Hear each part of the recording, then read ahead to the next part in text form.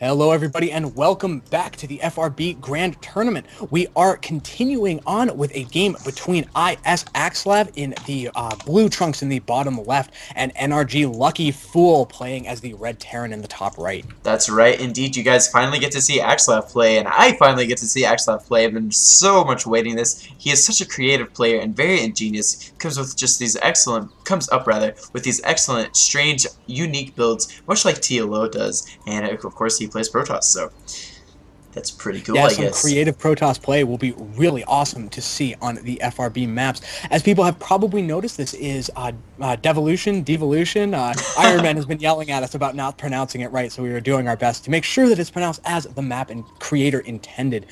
And that's because the reason that you have been seeing so much of this map is because it was the first FRB map, and so all of the first games in the round of 16 have been played on this map, at which point the loser of that match could pick the next map. Yes, indeed, and I actually must say that I like that format where the loser gets to pick the next map. In a lot of tournaments, I've seen that used, and even I must say in not Super Street, but Super Smash Brothers, they use that format. It's super cool because I'm like, I'm gonna play Marth, and I'm gonna use like the map where I can just hit you from any point like on the map. So I know that's not StarCraft related, but at least it's tournament related. Yeah, being able to pick the map is really good. Also, there are 5 maps, for those who might be curious, that are currently accepted by Baron as being pretty well balanced FRB official maps as a part of the map pool, and that those are obviously Devolution, Braxis Delta, and Crosspoint, all of which you have currently seen. There is a modified version of Shakura's Plateau, which is also on the map pool. That map is already very macro-oriented, so is a good candidate for FRB maps.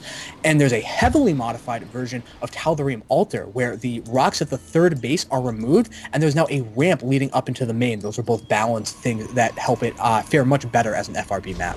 Yes, indeed. So we're going ahead and looking at this current game. It looks like Axslav is choosing to go for his Nexus before any kind of gateway. I do like that play. I think that going CC first, Nexus first is definitely a good style of play when it comes to Protoss and Terran.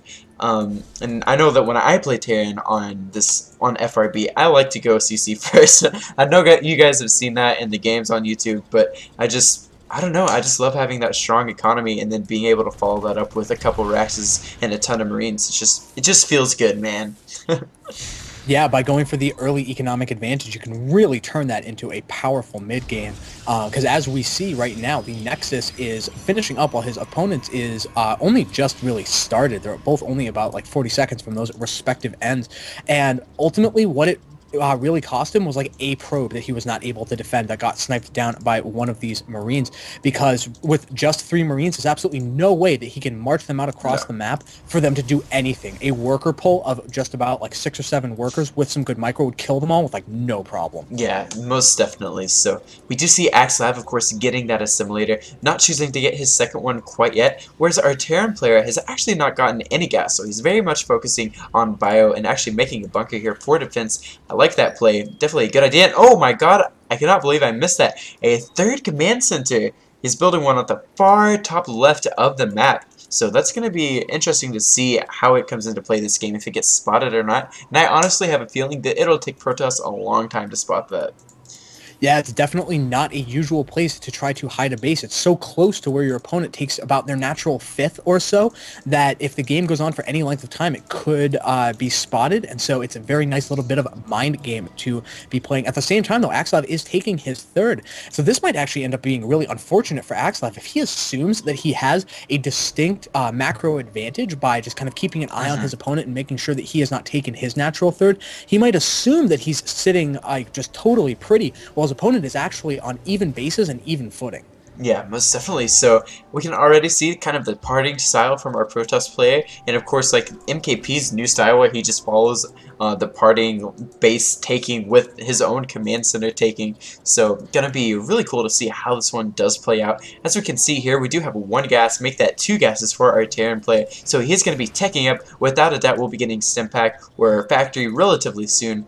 Whereas our Protoss player is adding on 2 more additional gateways to his building composition.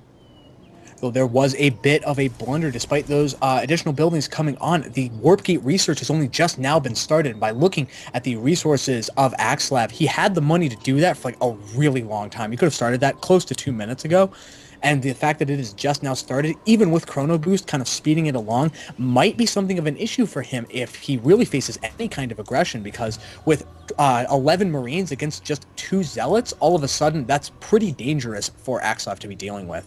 Oh, most definitely. It's going to be very dangerous. So we'll just have to see if LuckyFool does decide to go ahead and push in. Although he is building another bunker as well as getting a missile turret, so I do have the feeling that he's going to be chilling out for at least a little while, especially until Stimpack does finish. Now, he's not researching any attack or armor upgrade right now. Instead, he's just adding on more and more Marines, finally starting to get some Marauders in this composition, though. He does have 2 reactors, so those will be very effective up to a certain point, but once Protoss gets to a certain point in their tech, I think Marines kind of just get, you know, they just get kind of, well, they get smushed by Colossi beams. Yeah, once Colossi or High Templar or even Archons, depending on the micro of each player, are on the field, it's very difficult to put the Marines to good use unless you're trying to spread your opponent out into a lot of multi-pronged aggression, which is a definite potential way of dealing with it, as we saw actually with Rainbow, how he was able to use... He never actually went in any way above about medevac tech. No ghosts ever hit the field, never went for any kind of like mechanical play or other things along those lines, and he never even...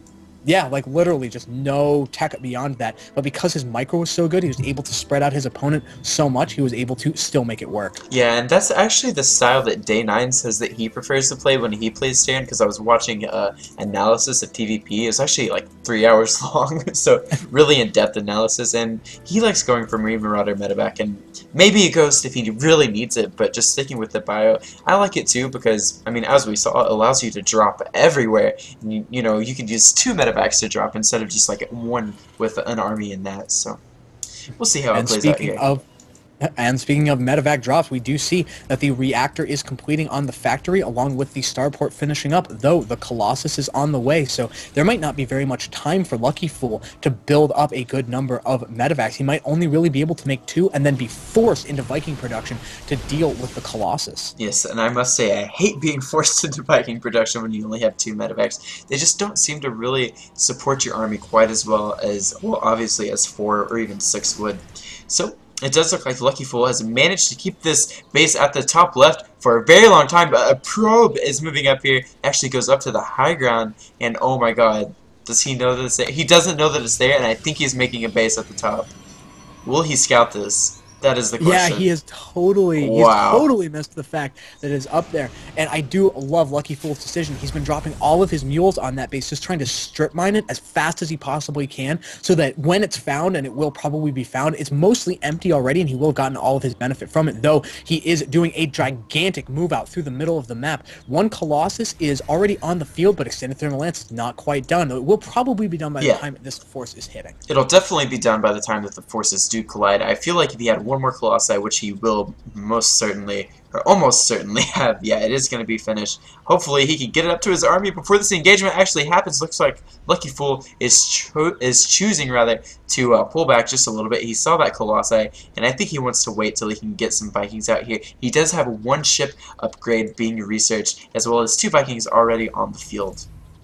Axslav is going to have to be incredibly careful with his army composition, though, because it's just 5 Zealots, 14 Stalkers, and 5 Sentries against 48 Marines and 3 Stalkers. So unless those Colossus are able to just do unbelievable splash damage, it will be very difficult for this force to effectively engage the Terran ball that's forming right now. And if they get caught spread out, like, okay, they do pull back. There's barely any time, but if those Colossus have been caught out on their own, that could have been literally GG right there. Yes, indeed. That would have been so scary for our Protoss player. And even these Colossi right now are kind of just chilling out behind the army. I feel like if our Terran player could get some good position, he might be able to snipe them out. But instead, it's just chilling and defending, continuing to turtle up and get upgrades. He has not chosen, though, to go for a ghost. Oh, no, I'm sorry. He has gotten a Ghosts Academy. Did not see that. But there are no ghosts out on the playing field for a Terran right now.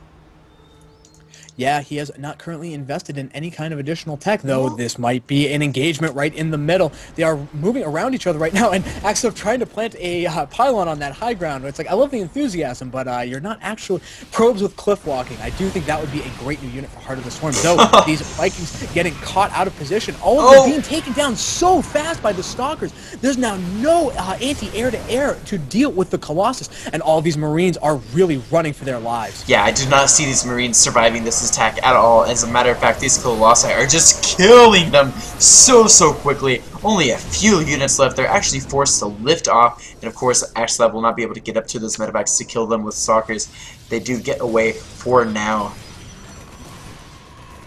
Yes, indeed. And as we look at the units tab, it's now just 26 Marines, whereas the forces of Axslav have continued to grow totally on their own. Personal cloaking is on the way with a whole bunch more Marauders, which are definitely a more effective unit choice against this particular composition, though it's really going to be on the Vikings. There's right now 4 of them out, with 2 more being produced, but against 4 Colossus, that's not very much. Yeah, and LuckyFool is just, you know, kind of being forced to turtle it, but God, these Colossi are just so strong against Marines. And actually, looks like LuckyFool is going to lose his 3rd base so quickly.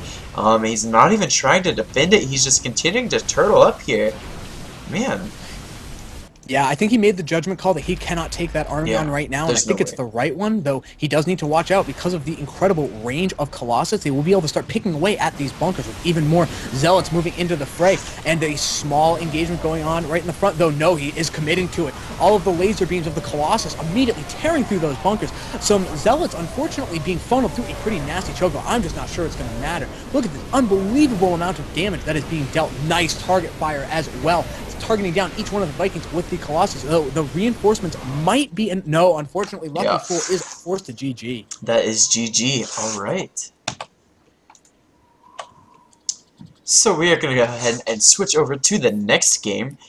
Axslav picking up that victory. So congrats to Axslav on the first one, and there will be, of course, another game coming up here relatively soon.